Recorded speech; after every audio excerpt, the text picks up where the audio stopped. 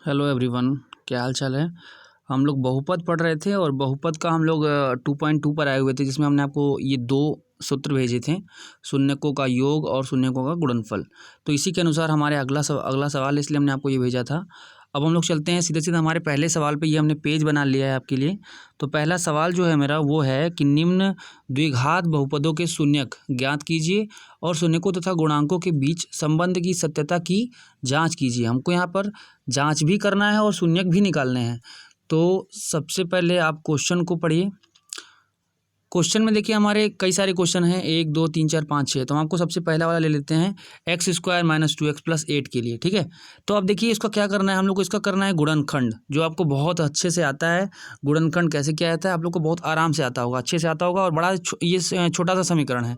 तो x² - 2x - 8 को हम लोग का गुणनखंड किए इसका, तो हम लोग का लास्ट में क्या आ गया, x + 2 और x - 4 आ गया।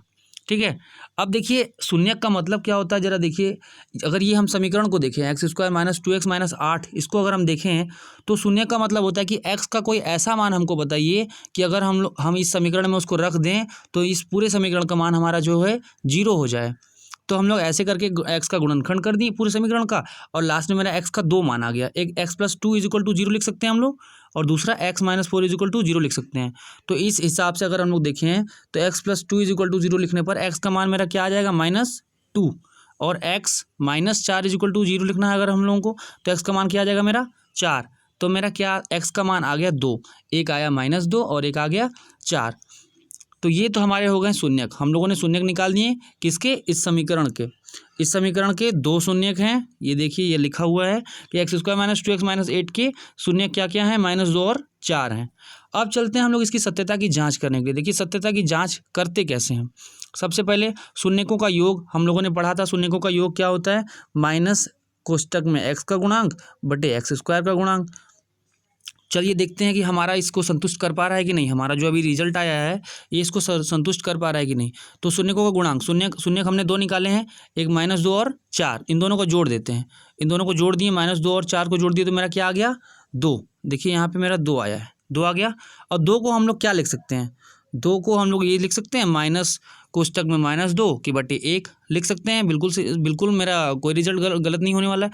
आगे चलते हैं हम लोग। देखिए जब माइनस और कोष्टक में -2 है, इसको हम लोग -x का गुणांक लिख सकते हैं। आप समीकरण में जाकर देखिए कि x का गुणांक मेरा क्या था। यहाँ पर देखिए अगर हम लोग x का गुणांक देखते हैं तो क्या है मेरा, -2 ही तो है। तो x का गुणांक -2 और माइनस बाहर है, तो ये मेरी पूरी तरह से इसको संतुष्ट कर दिया। यानी शून्यकों का जो योग है मेरा, उसको हमारा जो अभी रिजल्ट आया है, जो हमारा शून्यकों का मान आया है, ये संतुष्ट कर दिया। और एक और चीज़ हमारे पास शून्यकों का गुणनफल, तो इसको भी हम लोग देखते हैं कि संतुष्ट कर रहा है कि नहीं हमारा।